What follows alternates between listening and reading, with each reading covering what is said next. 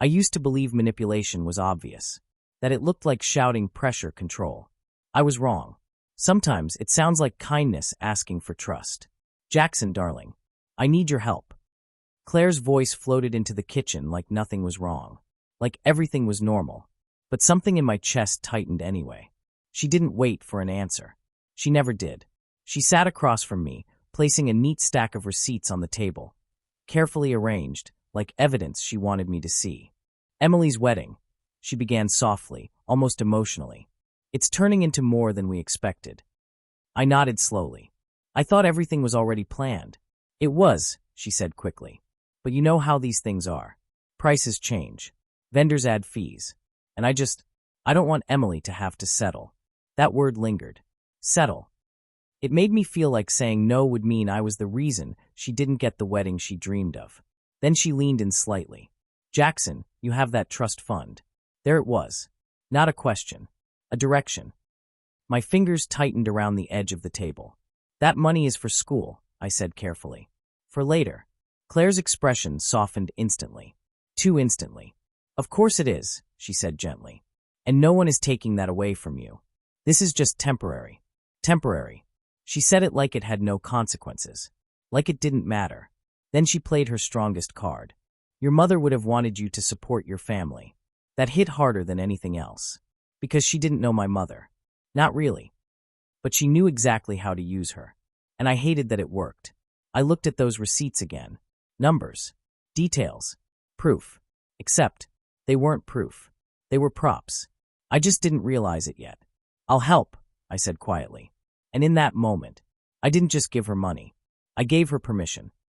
Before Claire ever touched my trust fund, she earned something far more valuable. My father's trust. And the worst part, he gave it to her willingly.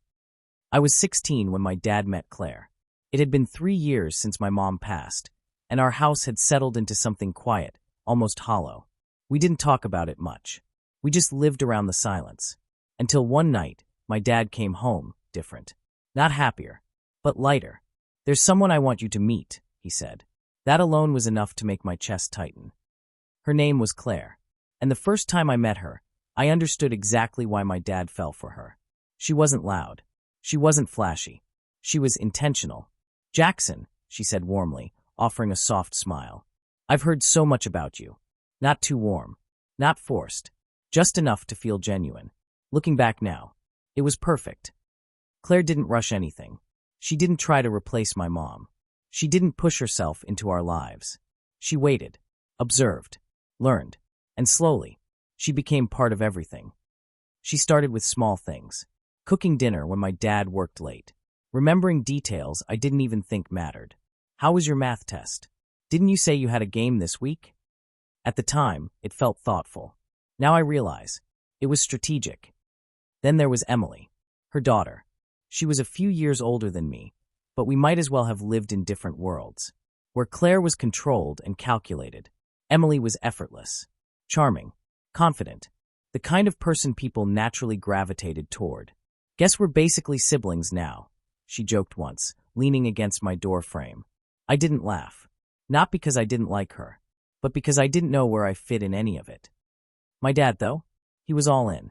For the first time since my mom died, he smiled again. Really smiled. And Claire knew it. She never pushed him. Never demanded anything. She just supported him. Listened to him. Made his life easier.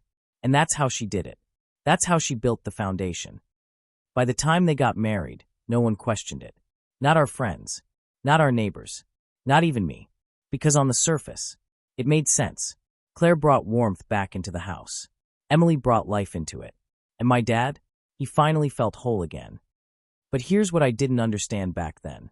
Trust isn't built in big moments. It's built in small ones. Quiet ones. Invisible ones. And Claire, she mastered every single one of them. After the wedding, things shifted, just slightly. Nothing obvious. Nothing you could point to and say, that's the problem. But slowly, Claire started managing more. The house. The schedules. Then eventually, the finances. It's just easier this way, she told my dad once. You already have so much on your plate. And he believed her. Because by then, why wouldn't he? She never asked for control. She made it feel like she was relieving him, helping him, protecting him, and in doing that, she became the one person he trusted most. Even more than me. So when she later sat across from me at that kitchen table, asking about the trust fund, it wasn't just her asking. It was the weight of everything she had built. Every dinner, every kind word, every moment she showed up when we needed someone. That's why I said yes. Not because I was naive, but because, by then, she wasn't just Claire. She was family. And that's exactly how she got away with it. At first, everything looked legitimate. Invoices, contracts, deposits. It all checked out on the surface. But then the house started changing. Boxes arrived almost daily. Not just decorations. Not just wedding supplies. Designer packaging. I noticed labels. Luxury brands. Things that didn't make sense. One afternoon, I walked into the living room and saw a pair of shoes sitting on the table. Red soles. I didn't need to know fashion to know they weren't cheap. Claire walked in behind me. "Oh, those? A gift," she said casually. "For who?" I asked. She smiled. "For me." That was the first time something felt undeniably wrong. But I didn't confront her. Not yet. Because part of me still wanted to believe I was overthinking it. That part didn't last long. She came back 2 weeks later. Same tone. Same posture. Same act. "Jackson, I hate to do this again." This time, I didn't pretend. "How much?" She paused. Just long enough to make it seem like she hadn't planned it. Just a little more. A little more. That phrase should have scared me. Because a little more has no limit. "I want everything documented," I said firmly. Her smile didn't break, but something in her eyes did shift. For the first time, I saw irritation. "Of course," she said. But this time, it sounded different. Less sweet. More controlled. And that's when the balance changed. She knew I was starting to question things, which meant she had to move faster. The wedding was perfect. That's what everyone said. Perfect venue. Perfect dress. Perfect night. But perfection has a cost. And I was the one paying it. Later that night, long after the guests had left, I heard Claire laughing in the living room. Not the polite laugh she used around people. A real one. Relaxed. Unfiltered. "I mean, I wasn't going to only spend it on the wedding," she said. My body went still. Her friend laughed. "Of course not." Claire's voice dropped slightly. "You have to take care of yourself too. Especially when the opportunity is there." Opportunity. That word echoed in my head. Because now I understood. This was never about helping Emily. It was about access. And I had handed it to her. Before everything fell apart, there was one person who noticed something was wrong. Even when I didn't want to admit it. Ethan. Ethan and I had been friends since middle school. Not the kind of friendship built on convenience. The kind built on time. On showing up. On knowing things about each other no one else did. We met in the most random way possible, detention. I was there for skipping class. He was there for arguing with a teacher. "Guess we're both having a great day," he said, dropping into the seat next to me. I didn't respond. He didn't care. He just kept talking. And somehow, that turned into years of friendship. Ethan wasn't like most people. He didn't pretend. Didn't filter. If something didn't make sense, he said it. If something felt off, he questioned it. And that's probably why he was the first one to notice the shift in me. It started small. "You've been quiet lately," he said one afternoon as we sat outside after school. "I'm always quiet," I replied. He shook his head. "No, this is different." I shrugged it off. But he didn't push. He never pushed. He just paid attention. Ethan had been around long enough to see my life before and after Claire. He remembered what things were like when it was just me and my dad. Simple. Predictable. Real. And he saw how things changed. How I changed. "You trust her?" he asked me once out of nowhere. The question caught me off guard. "Claire?" "Yeah. I mean, she's family." Ethan didn't respond right away. He just looked at me, studying me. "Yeah," he said finally. "That's what I thought." But something about the way he said it didn't sit right. Then there was his mom, Valerie. If Ethan was direct, Valerie was precise. She was a lawyer, but not the kind you picture on billboards or TV. She didn't talk much about her work. But when she did, you listened. Because every word felt intentional. I had been over at their house more times than I could count. Dinner at their place felt different than mine. It was open, honest. No tension hiding under the surface. Valerie treated me like I mattered. Not like a guest. Not like an obligation. Like someone worth paying attention to. You're always welcome here, Daniel, she told me once. At the time, it felt like kindness. Looking back, it was something more. It was awareness. The first time she noticed something was wrong, she didn't say anything directly. She just asked a question. Is everything okay at home? Simple. Neutral. But it hit harder than it should have. Yeah, I said quickly. Everything's fine. She nodded. But I could tell. She didn't believe me. Ethan brought it up later. She knows something's off, he said. She's overthinking it. Ethan shook his head. No, she doesn't do that. When I finally told Ethan about the trust fund, he didn't react the way I expected. He didn't panic. Didn't overreact. He just got serious. How much? He asked. When I told him, that's when everything changed. That night, he told his mom. I didn't even know until later. But it made sense. Because Valerie didn't step in like a stranger. She stepped in like someone who had been watching the situation build. Quietly. Carefully. Waiting for the moment she needed to act. When she finally spoke to me about it, there was no hesitation. No one touches money set aside for your future without accountability, she said firmly. Not angry. Not emotional. Certain. I think she's using it, not for the wedding, I admitted. Valerie didn't look surprised. She just nodded slightly. Then we prove it. Those 3 words changed everything. Because for the first time since this started, I didn't feel confused. I didn't feel manipulated. I didn't feel alone. Ethan wasn't just my friend. He was the one who saw the cracks before everything broke. And Valerie? She was the one who knew exactly what to do when it did. And the truth is, if it weren't for them, I probably would have kept saying yes. That night, I went through everything. Not casually. Not curiously. Obsessively. Transaction by transaction. And the deeper I went, the worse it got. Duplicate charges. Inflated vendor payments. Transfers that didn't connect to anything. And then, personal purchases. Jewelry. Clothing. Luxury items. Thousands of dollars gone. My chest tightened as the reality settled in. This wasn't mismanagement. This wasn't a mistake. This was deliberate. Calculated. And ongoing. I texted Ethan. I think she's been stealing from me. His reply came almost instantly. Then we prove it. Telling my dad was harder than confronting Claire. Because with Claire, I expected deception. With him, I expected protection. But when I showed him everything, he just sat there, staring, quiet. I didn't know, he said finally. And I believed him. But that didn't make it better. You didn't look, I replied. That hit him. I could see it. Because deep down, he knew I was right. When I told my dad the truth about Claire, I expected anger. I expected action. I expected him to protect me. What I didn't expect was silence. He sat on the edge of my bed, staring at the documents in his hands like they didn't make sense. Like if he looked at them long enough, they might change. That doesn't look right, he said quietly.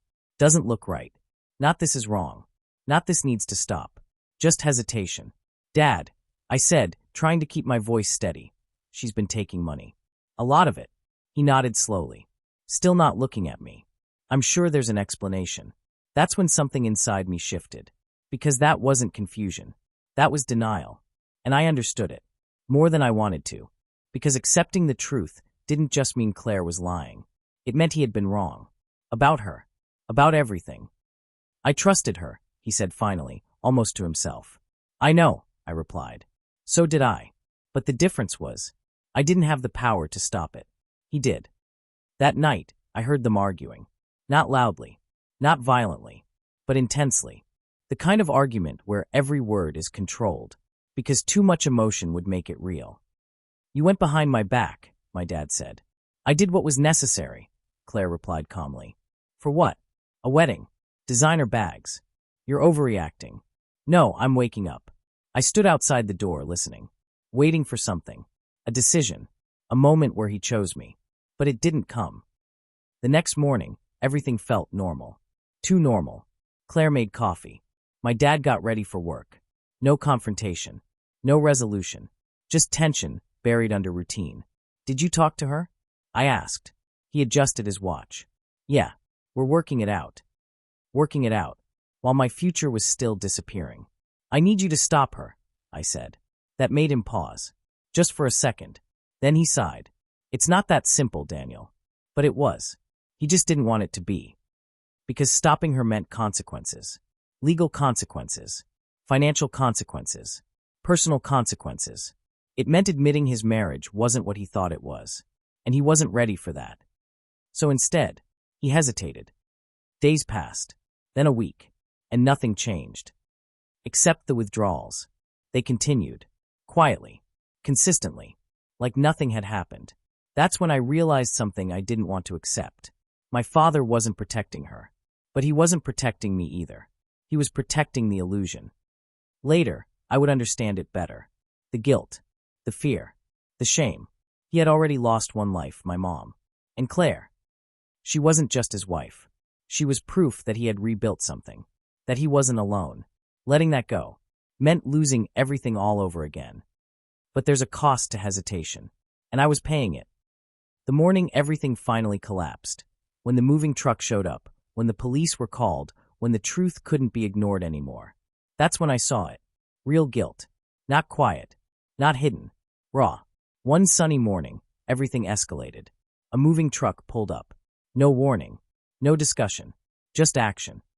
Claire wasn't reacting anymore. She was executing. Furniture. Boxes. Valuables. All being loaded like she had planned this for weeks. Maybe she had. When she saw me watching, she didn't panic. She smiled. Sometimes space is necessary, Jackson. Space. After everything, I called my dad, then Ethan, then Valerie, because at that moment, I realized something important. This wasn't just manipulation anymore. This was theft, and she knew it. Dad, you need to get over here. Right now. My voice didn't even sound like mine. I was standing on the front porch, watching strangers carry pieces of my life into the back of a moving truck. Furniture. Boxes. Memories. All of it, I said, my jaw tightening. She's taking everything. The account is drained, and now she's running. There was a pause on the other end. Then my father's voice shaken. I'm on my way. Don't let her take anything. I'll be there as fast as I can. But the truth, I couldn't stop anything. Not alone. Claire stood near the truck, composed, almost elegant. Like this was just another plan unfolding exactly the way she intended. Careful with that, she told one of the movers, her tone calm, controlled. That's fragile. Fragile. The word made something in me snap. By the time my dad pulled into the driveway, tires crunching hard against the pavement, the truck was already half full. He stepped out fast, too fast, slamming the door behind him. His eyes scanned everything. The truck, the movers, Claire, and then me. For a split second, I saw it, the realization. He was already too late. What is going on? He demanded, his voice cutting through the air as he stormed toward her. Claire turned slowly. No panic. No guilt. Just that same expression she always wore when she thought she was in control. Robert, she said evenly, we need to talk. No, what you need to do is explain why my house is being emptied, he shot back. Claire exhaled, like this was all beneath her. Our relationship isn't working. I think we both know that. I'm taking some space, and some of my things. Your things, my dad's voice rose. You can't just walk in here and strip the house. Her eyes narrowed slightly. We're married. We share everything. Then, almost casually, and I've been under a lot of stress. That was it. That was the moment something in him broke. Stress, he snapped. You drained his trust fund. The movers froze. Boxes still in their hands. Uncertain. Watching. That money was for his future, my dad continued, his voice shaking now, not with weakness but anger. Not for you to spend like it was yours. Claire's composure cracked, just for a second. You're overreacting. No, he said, stepping closer. I'm finally seeing things clearly. Then he turned, his voice sharp as he commanded. Put everything down. Now. The movers hesitated. Claire stepped forward. Don't listen to him. Keep going.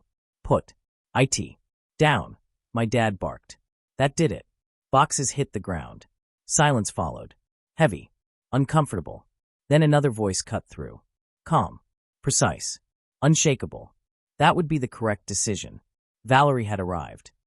She stepped forward beside Ethan, her eyes locked on Claire. Not emotional, not reactive, just certain. I suggest you start returning everything immediately. Claire turned, visibly thrown off. And who exactly are you supposed to be? Valerie didn't flinch. I'm Daniel's attorney. The air shifted. Completely. And I've already contacted the district attorney's office. The funds were taken from a minor's protected account. That's not a misunderstanding. A pause. Then, that's a crime. Claire let out a sharp, humorless laugh. This is ridiculous. You're trying to make me look like some kind of criminal. Valerie took one step closer. You did that yourself. That's when the sound hit. Distant at first. Then unmistakable. Sirens. Claire looked uncertain. Her eyes flicked toward the road. Then back to us. Then to the truck. Like she was calculating. Like she was trying to find a way out. You didn't need to do this, she said quickly, her voice tightening. We could have handled this privately. Valerie's response was immediate. You lost that option the moment you tried to run. The sirens grew louder. Closer. Until finally, police cars pulled up in front of the house. And just like that, this wasn't a family argument anymore. It was real. Officers stepped out, scanning the scene. The truck. The boxes. Claire. All of us. Ma'am, one of them said, approaching her. We're going to need you to step over here. Claire straightened, trying to regain control. There's been a misunderstanding. You can explain that later, the officer interrupted calmly. But right now, we need you to come with us. She looked at my dad, then at me. And for a brief second, there was no performance. No charm. No control. Just anger. And fear. This isn't over, she said under her breath. But it was. She just didn't know it yet. The handcuffs clicked. Sharp. Final. She kept talking as they led her away. Defending. Blaming. Rewriting. But no one was listening anymore. The door of the police car shut. And just like that, the silence returned. I stood there, staring at the half-loaded truck. At the boxes scattered across the driveway. At the house that didn't feel like home anymore. My dad stepped beside me slowly. I should have stopped this, he said, his voice breaking in a way I had never heard before. I didn't respond right away, because part of me wanted to say, you could have. But instead, I just said, then help me fix it. Because in the end, it wasn't just about the money, or the house, or the things she tried to take. It was about what she broke. And that was going to take a lot longer to rebuild. And to his credit, this time, he did. The arrest wasn't dramatic. It was quiet, final, and somehow heavier because of it. But the real story didn't end there. Because justice takes time. There were hearings, investigations, financial audits, and things got worse before they got better. The truth came out in layers. This wasn't the first time Claire had done something like this. Just the first time she got caught. It took months. But eventually, most of the money was recovered. Not all. Some of it was gone for good. But something more important came back with it. Control. Clarity. And a hard lesson I won't ever forget. Because in the end, she didn't just steal my money. She stole the person I used to be. The one who believed kindness was always sincere. She exposed exactly how dangerous trust can be. When it's given to the wrong person. I used to think manipulation was loud. Now I know it's as quiet as a family secret. If this story hit you, make sure you like and subscribe for more real, intense stories like this. And tell me, have you ever ignored a red flag and paid the price later?